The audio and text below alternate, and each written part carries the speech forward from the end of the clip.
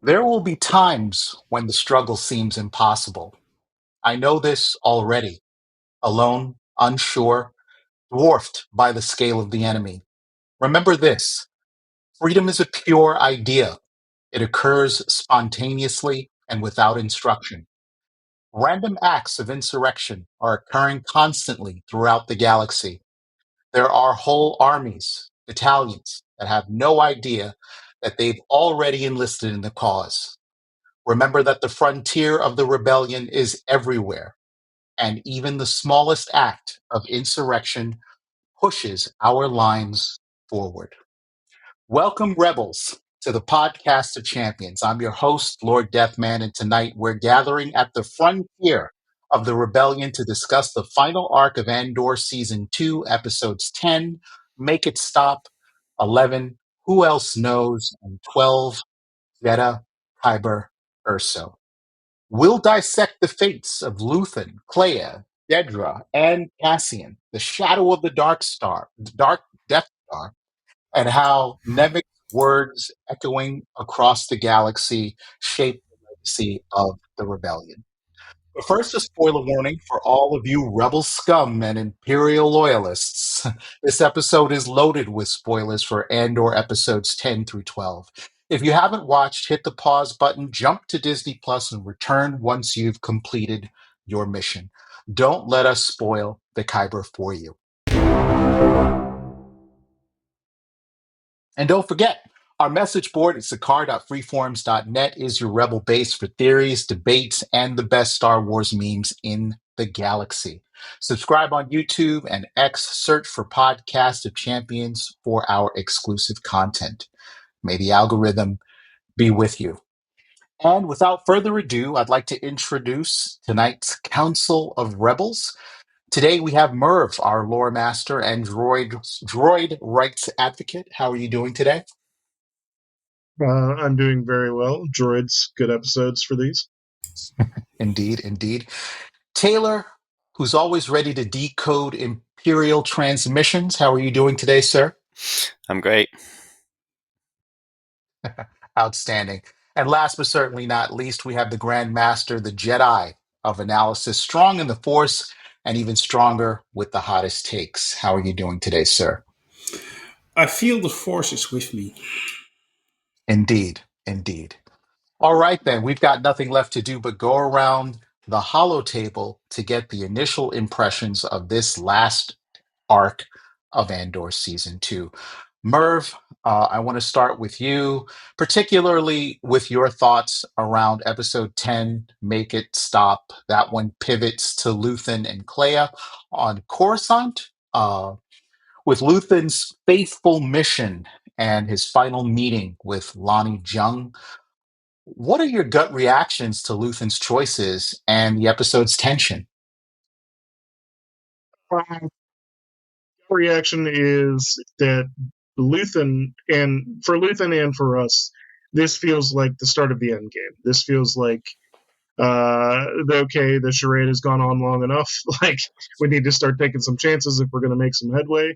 And I think you see that here is uh, Luthen's decision. You know, he always makes the right choice, even if it's morally wrong in a lot of ways. Um, but what he does here essentially is secures the information that they need to start looking into this major weapon that the Empire's got going on, and obviously that's the start of the trickle into the Rogue One storyline and all that stuff. So really, this is like the beginning of the true immediate prologue for Rogue One in a lot of ways, and I think the tension is as high as it's ever been in these episodes, especially this one with episode 10 with Luthen running around and Clea, and they're on Coruscant, and they're essentially really behind enemy lines at this point. Which every other rebel says they've stayed in Coruscant too long, but without that, they wouldn't have got this information, and that's pivotal to the Alliance overcoming the Empire later on. So they all have Luthen to thank for a lot of stuff, along with several other characters. Indeed, and I think uh, dovetailing on your notes, Luthen becomes the unknown soldier. of the rebellion because we don't even know the real name of Axis. Luthen is an assumed identity. Access is an identity given to him by the IBS, and we never know the name of this sergeant who kind of started it all for the rebellion with a case of PTSD and a quick adoption of a daughter. So fantastic to get your initial thoughts. I can't wait to hear what you have to say in the deep dive. I know Luthen in this particular arc with Claire was really strong with you, so I wanted to give you a chance to talk about that at the opening. Taylor, pivoting to you for our second set of quick impressions. The ISB is closing in, and Dedra's arc twists and turns. And we also have the Death Star shadow looming. We are about to segue into the Rogue One storytelling. How did these episodes reshape your view of the whole Rogue One arc story and the Cassian Andor Chronicle? Did this add to that whole storyline for you? Yes, it adds a tremendous amount. It's fantastic the way this show seamlessly leads directly into Rogue One and expands on that entire story and that entire movie. And my initial impressions of this show are just that. It is fantastic. Yeah. And that really is all there is to say. You would think you could keep babbling on about this, but good is good, great is great, and or something beyond. So, Grandmaster, we will pivot to you for your initial impressions. I'd especially like to get your thoughts on episode 12, Jeddah, Kyber, Urso. That brings Cassian, K2SO, and Melshi to Coruscant for a rescue mission. Did the finale stick the landing for you? What moments hit you the hardest? Did the finale stick the landing? Yes, it did. um, yeah, what moment struck me the hardest? Yeah, that's you know what? It's that little nod that Andor gives while he's walking towards his U-wing to that Force healer we saw earlier in the season two, Wow. Wow. because What a moment. that moment, um, she realizes this mission where he goes on now is the one I was talking about, and that's the mission where he, of course, will pass away. But is so essential to whatever comes next in this franchise.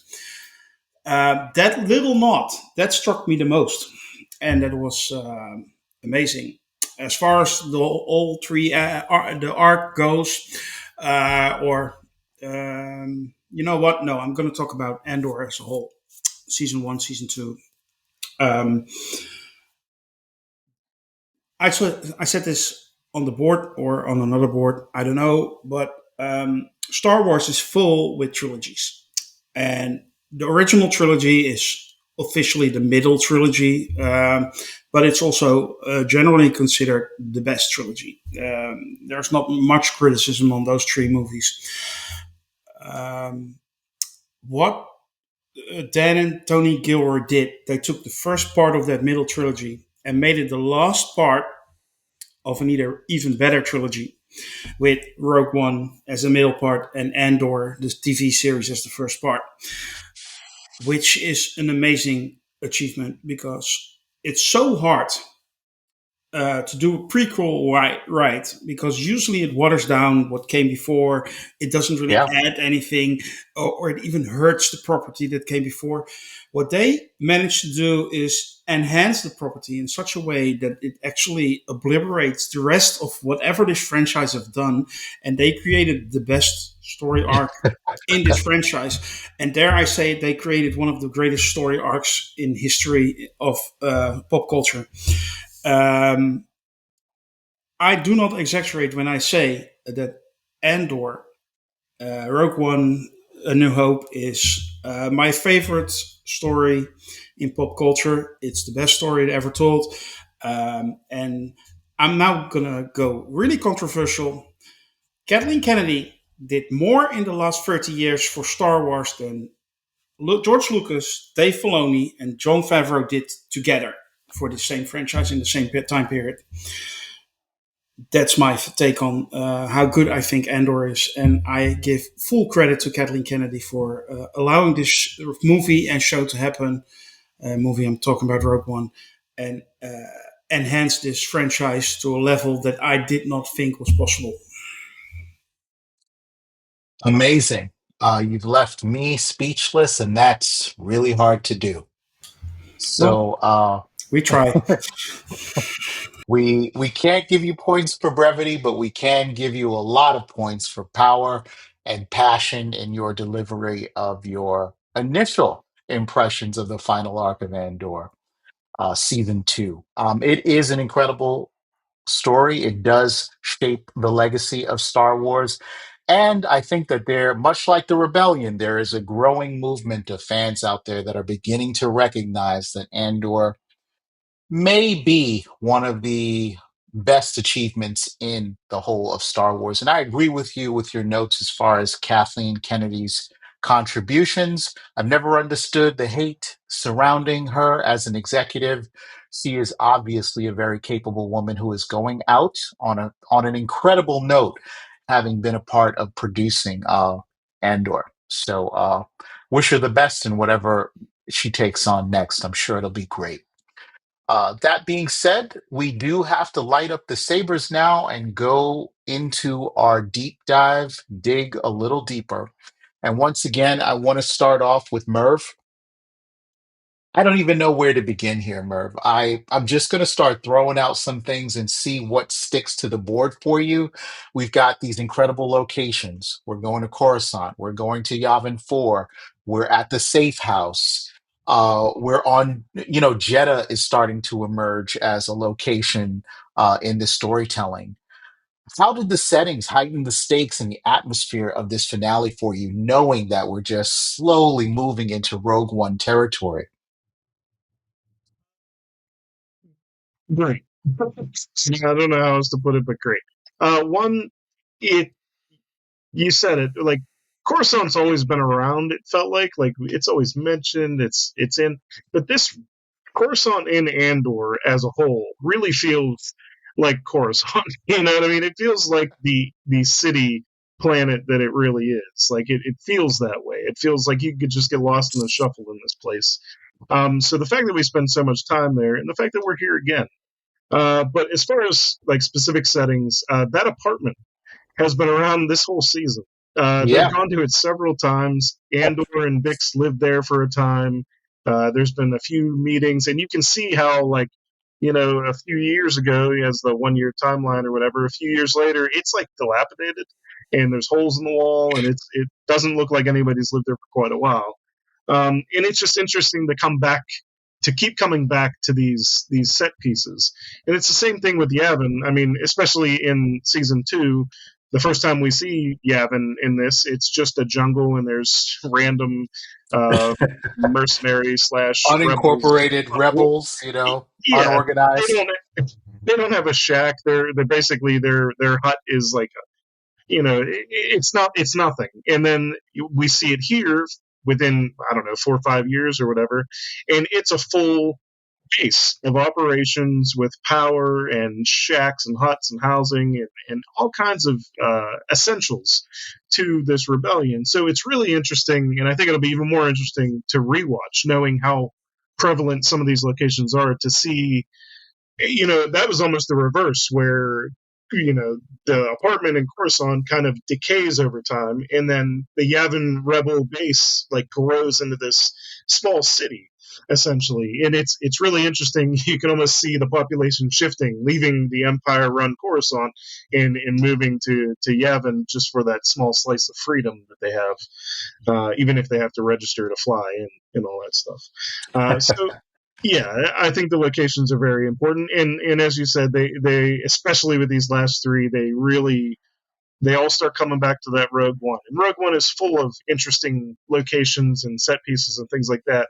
And we see that Saul's on Jeddah here, and we know we know what happens to Saul on Jeddah later on. So we Yeah. know what happens to Jeddah City in general later on. So it's not pretty, but yeah, it's really cool to see all these locations, and it's especially cool to see these locations because of how prevalent they've been in this season, and to a lesser degree the first season. But I really think this season, kind of, we keep coming back to these places, and it's really cool to see.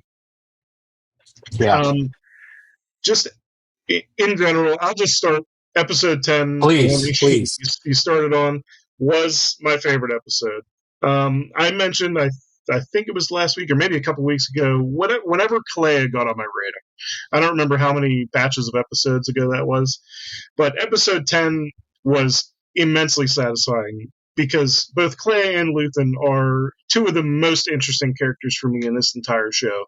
And really, another one of the things I wanted to see was where these people came from. Like, I just want to know so much more about them, and we get so much of that in episode 10. We essentially get the origin of Clea as a rebel, and generally a person because she's a child whenever Luthen saves her, and Luthen the rebel, which all we know from that few scene, or that short scene or whatever, is that he seems to be in the Imperial military or something similar, and they are wiping people out on some planet. Yeah. And he sees Clea as a child, and decides to save her because he has some conflicted feelings about this. He doesn't want to do it. He pretty much has a PTSD panic attack. But we do. I just wanted to mention this because you mentioned it earlier. I believe they call him. I'm not saying this is his name, but they call him Lear, Lear, in that episode. Like, the other guy who comes in, I think he says Sergeant Lear or whatever. I don't know if it's on his attire at all. But it's interesting because Luthen's last name is Rail, which is Lear spelled backwards, and I don't know if his whole name is just spelled backwards or what, or if Lear's even his real name. There's so much of an enigma around this character that that could be fake too, for all we know.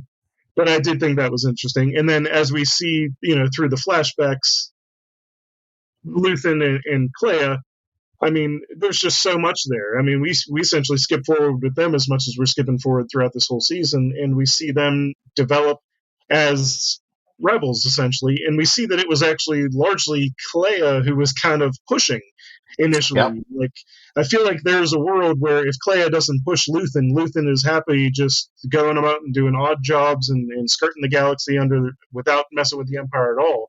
But it's really Clea's decision to not put up with this anymore that really gets to Luthen and really pushes him. And obviously, especially early on, Luthen is more capable, but he also takes the brunt of that weight for the longest time, it seems like, until she's ready, and it's an interesting dynamic that if we ever get any more of in some other form, animation or books or anything like that, I would be more than happy to dive into it and just see.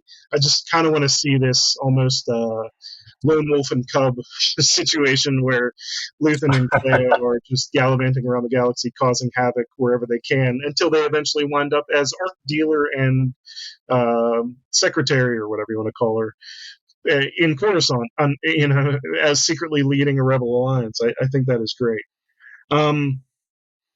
The action sequences in this film, specifically, I guess it's not necessarily all action, but Clea's infiltration of the hospital to make sure that Luthen dies, and to make sure that, he's not tortured, and to put him out as gently as possible, was both emotional and amazing. I loved everything there. She's essentially Jason Bourne in this scene, or in all these sequences. Or like the Hitman games, that's really what it reminded me of. She's changing costume to get to this level. She's using an alien grandmother to get to this level, and then she has a blaster behind a clipboard in a different section, and it was amazing. Luthen, I think, is great. His conversation with Dedra here, I love that they're feeling each other out in this scene. It wasn't quite as good, but it almost reminded me of the opening scene in Inglourious Basterds, where there's a Nazi guy, and he's feeling out a guy who's hiding, Jews under his floorboard and stuff like that.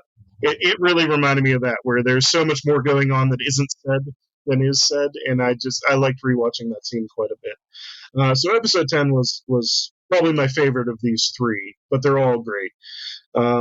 Episode 11, I feel like this is the only one where I had a mild flaw, and it was because they left the apartment shootout on a cliffhanger for the final episode, which but also like there was so much buildup of who was going to get to Clea first. Was the Empire going to get there? Because the rebellion with Cass and then the Empire were both onto Clea's location, and they were like neck and neck in the race to the point where the Empire actually got to like the apartment underneath and all that stuff, and it was so tense. Like this whole scene, this whole sequence of events for like 30 minutes was really tense, where it was cutting back and forth, and the Empire didn't have enough people and all this stuff, and it was just great.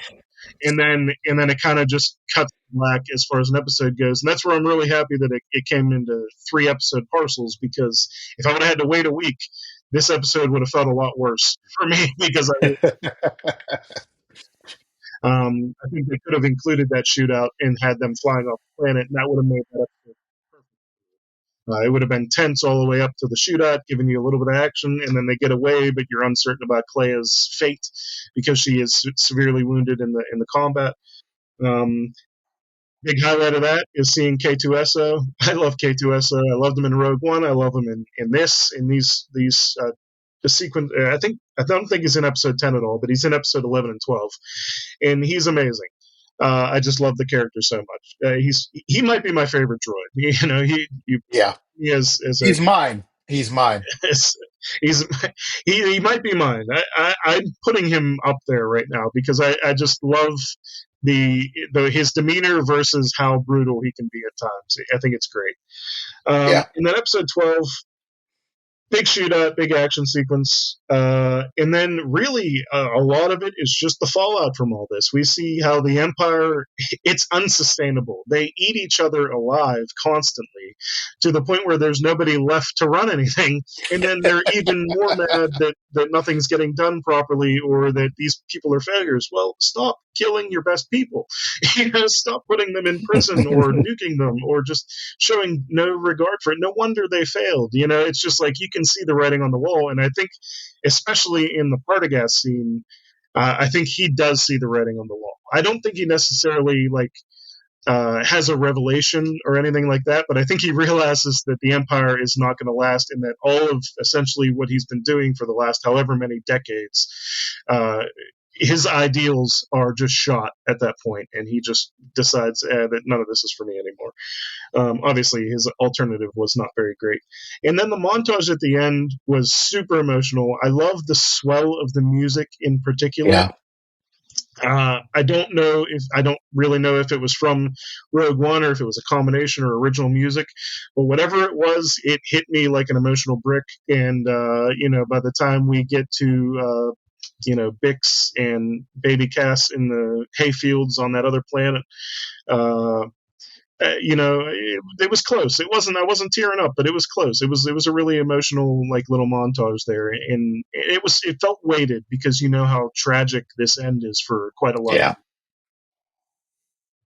Yeah. I thought it was beautifully calibrated.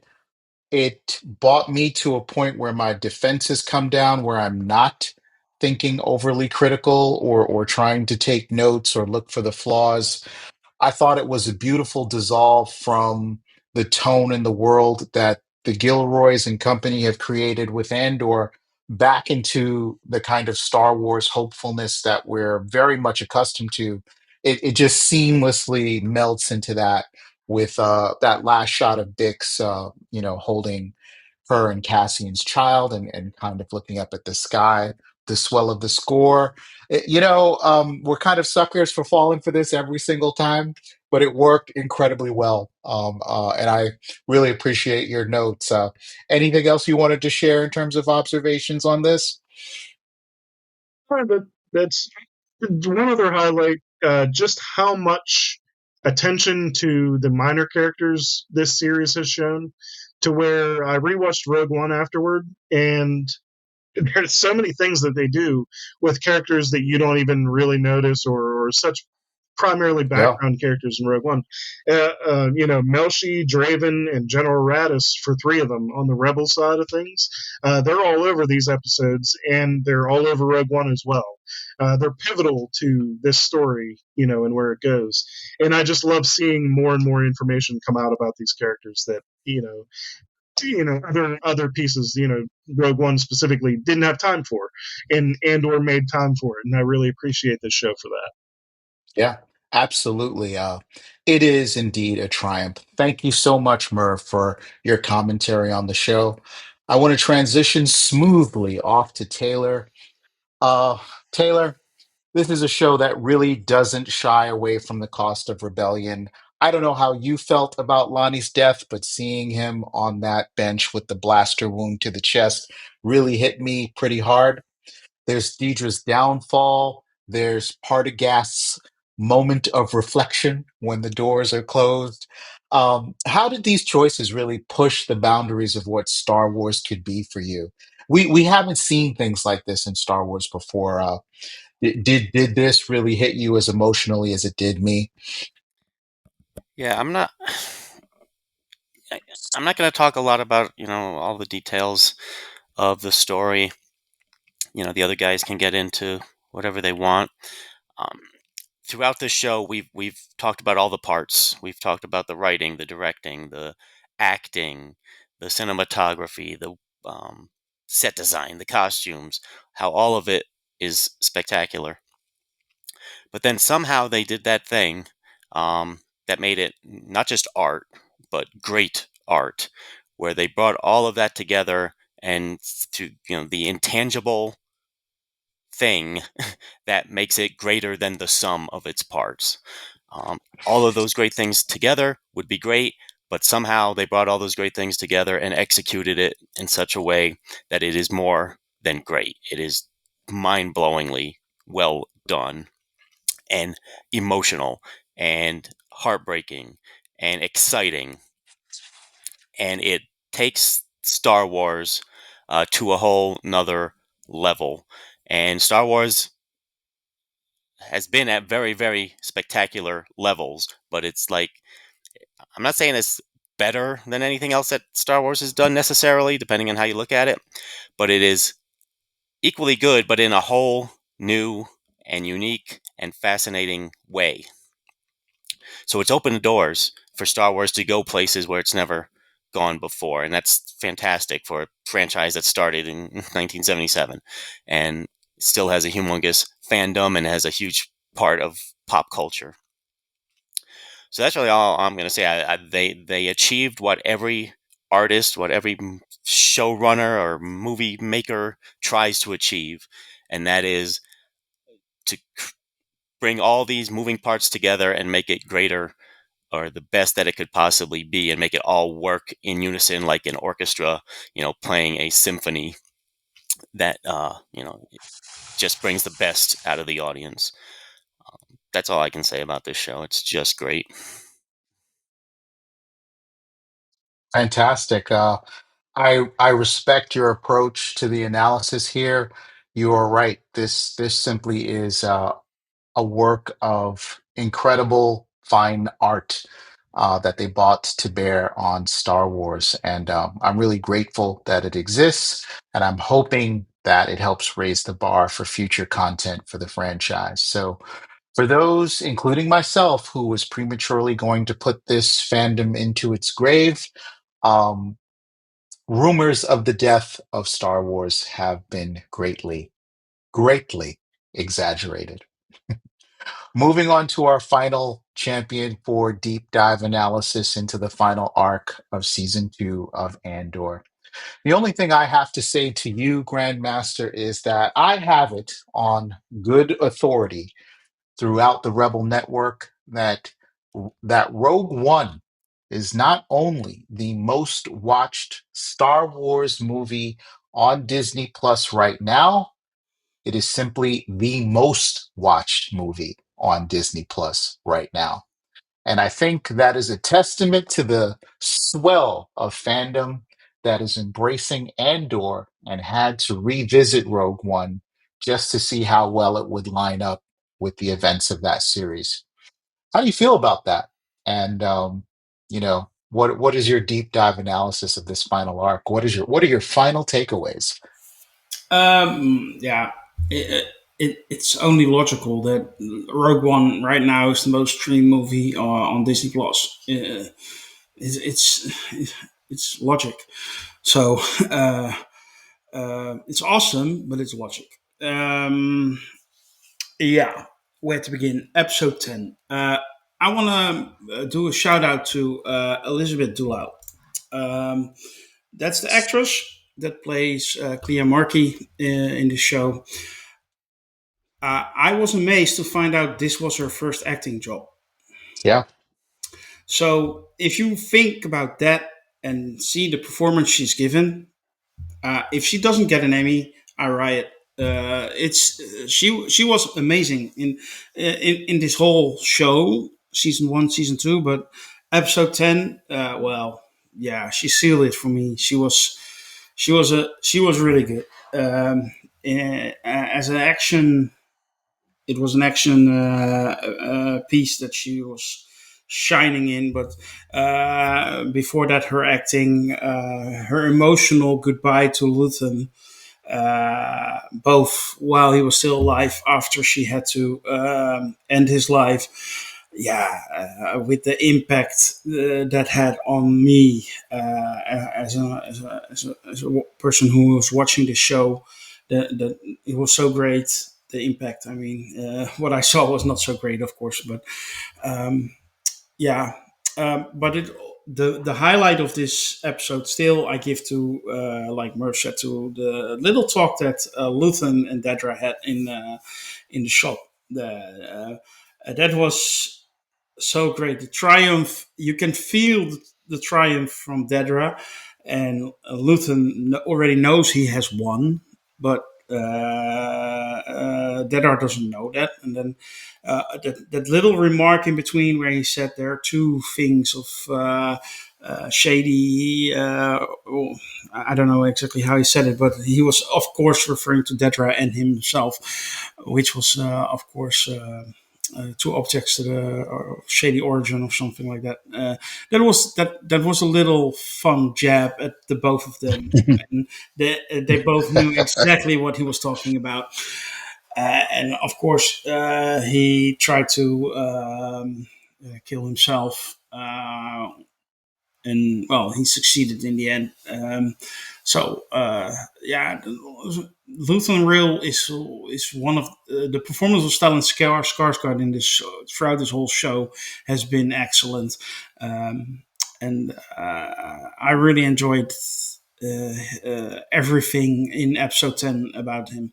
Then episode 11, of course, was the extraction of Clea. Um, that yeah, that was an incredibly tense, well set up episode where, as Murph said, K2SO stole the show. Um, that moment that he just kills that one stormtrooper and then holds it as like kind of a shield while he's walking through the Yeah. hall, and remind you he is bulletproof. So basically, he does it because he can do it. It was brutal, and And what's even weirder is they keep shooting at at the lieutenant. It's like, yeah, yeah, fantastic, fantastic, fantastic. Yeah, that the whole tension, the whole build up, it was great. And then, yeah, like Murph said, then you get that cut off. That is pretty annoying if you indeed have to wait for a week. Luckily, we didn't. We have to wait for 5 minutes. Yeah, then episode 12, already talked about it. That whole build up to Rogue One, which was perfectly paced. You see that the Rebel Alliance is not a cohesive organization where all noses go into the same direction. There's a lot of discussion. So the chaos that we saw in like the first episode, second episode on the planet Yavin 4 with those ragtag rebels that were fighting each other. That's still that same spirit is still there with the Rebel Alliance. Only they're not shooting each other or doing rock paper scissors lizard Spock or whatever as Taylor said with but they're still not aligned, if you know what I mean. There seems to be no clear goal, no strategy. and I think they just go along with whatever comes on their path, and then they act on that. And in this case, they had to act, only they were reluctant to act. So yeah, what can I say? This final arc was fantastic, as the whole show was fantastic. Uh, I immediately rewatched Rogue One in two parts after that. Um, I saw some criticism on the board, or criticism, some remarks on the board that there was a line in Rogue One where Cassian Andor says, "This is my first time," or something like that. I think he meant it sarcastically, if in the movie. So, um, like, you can tell. What do you mean? This is not your first person. It's not my first person either. I'm breaking out. You're just sitting there waiting for something to happen. By the way, Chirrut, amazing. Donnie Yen, love him. So, no discussion there. Um, Rogue One was better because of it. A New Hope is better because of it. Like I said before, they they managed to create something within a franchise, within an existing franchise. It's 50 years old soon, and somehow they managed to make something even better and out of existing material. Yeah, uh, no, and what I see online is I see more and more people coming around and saying, yeah, Andor is in fact the best thing that ever happened to Star Wars. And well, even the people that were OG trilogy kids who saw it in theaters, like Taylor, like me, they they have to acknowledge how good this show is, and that it is better than the original trilogy, and that that achievement, it cannot be stated enough or too little. That is mind-blowingly well done. I mean, that's incredible, and they improved on Star Wars, the original film, the greatest film ever made, basically. Uh, the one that kicked off pop culture, the one that was the highest grossing movie for a long, long time. I think until Titanic came along. Correct me if I'm wrong. Um, so, I mean, if you think about it, what they did, uh, yeah, Tony Gilroy, Dan Gilroy, and all the Gilroys, they are nerd royalty from now on. It's simple as that. Simple as that. And Yeah, they are certainly going off on a high note.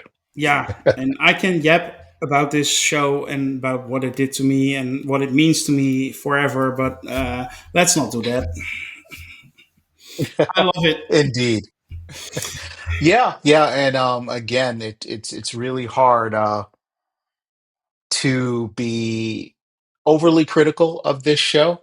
I think its execution is just so well done. And as far as that line goes in Rogue One regarding the prison, I think we needed a continuity error like that just to break you out of the illusion of this world so that you don't get too caught up in it, right? Now you could say, hey, that is a tiny little mistake that was made there, and the people involved in this were indeed humans. So I have headcanon that kind of rationalizes it, but you don't really need it. You don't really need it. This stuff is still incredible work. And that being said, a lot of people have gone on record to say that this is some of the most emotionally complex and mature Star Wars that has ever come out, and I would agree with that. That it also enhances Star Wars that came before, and perhaps even that will come after. And that is also true. But I'd like to take a moment to identify the MVP I feel of the show is. And there are a lot of people to choose from, a lot of incredible talents, both in front of and behind the character.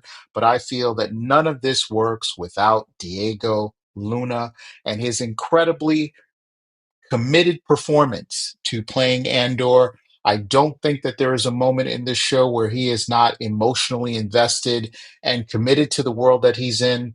And it really shows in his collaboration with the rest of the writing team and the other craftsmen working on this, and in his role as a producer. You can tell that he carefully curated this character and this opportunity. And yeah, it's just fantastic and wonderful work.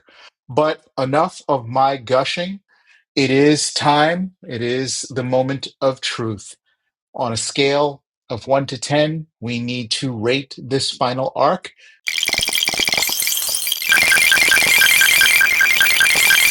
And I'm going to go around the table with the champions to do so now, starting with you, Taylor. Yeah, I'm kind of bouncing between 7 and 8 right now, but Don't know if it could, might be a 6. yeah. Before that, though, shout out to Alan Tudyk for reprising the role of K2SO. That guy is great. And yeah, we all know it's 10 out of 10. Thank you for that. Even if it was a formality, Taylor, much appreciated. Going on to our next set of ratings, Grandmaster, let's get your final thoughts on Andor and the rating, if you please. Yeah, how do you rate perfection? I guess with a 10 and a 10 and a 10. Uh, yeah, I have given 12 tens for Endor season 2. Oh no, I've given 11 tens and 1 11. So I'm not Yeah, completely consistent. But yeah, this is perfection. So it fully deserves a 10. And I don't want to hear anything otherwise. indeed. Indeed. Thank you, sir. And moving to our last champion, last but certainly not least, Merv, final thoughts on Andor's final arc and your grade. Yeah, just a few quick final thoughts. I'm really happy that they let Clea live in particular because there are a few characters, obviously, like Mon Mothma and Cassian, we know don't die, but like Clea could have died, and I was really happy that they left her to live to fight another day, as well as B2 Emo still playing hide and seek with the other droids on the wheat fields. That was just fun for me. I love that robot. And then one of my favorite lines, probably in anything in this entire series, is whenever in episode 12, when Cassian comes back and he has the information and he's trying to explain it to the Rebel Council, and they're just like, it's just up jumped, it might not be anything, and he's like, Luthen died for this, it's insulting to me. And I don't remember the line verbatim, but it's like, it's insulting to me to hear people degrade him whenever the people in this Yeah. room have to give like a quarter of the sacrifice to this rebellion that he did. I love that he defended Luthen in that moment because they have had their rocky history, but when things are said and done, like Cassian knew who Luthen was, and he knew that this was important enough to die for. And the fact that they didn't believe him just annoyed the heck out of Cassian, and I loved it. I Yeah. love that he called him that. Yeah. 10 out of 10. This show's amazing. I really wish there was more to come. I'm a little bit saddened that it stops here, but it's better to stop on perfection than to let it peter out into nothing. So 10 out of 10. Yeah. Great show. Much appreciated. And I will also sympathize with you with regard to them bringing Luthen down in terms of someone who has contributed to the rebellion. But I think it was done brilliantly in the narrative because you have these people who've had these lived experiences about Luthen's contribution. And then you have the other side who hasn't had that experience. And it's only natural that they would be skeptical, even as they turn out to be skeptical about the existence of the weapon. They just weren't there on the ground gathering that intelligence. And they have the whole rebellion to sort of be responsible for, and they can't jeopardize it based on what could be a trap or a rumor. But that being said, thank you so much for all of your grades here. I want to say thank you to Merv, Taylor, and Grandmaster for your insights, and thank you to our listeners for joining us as we close out Andor.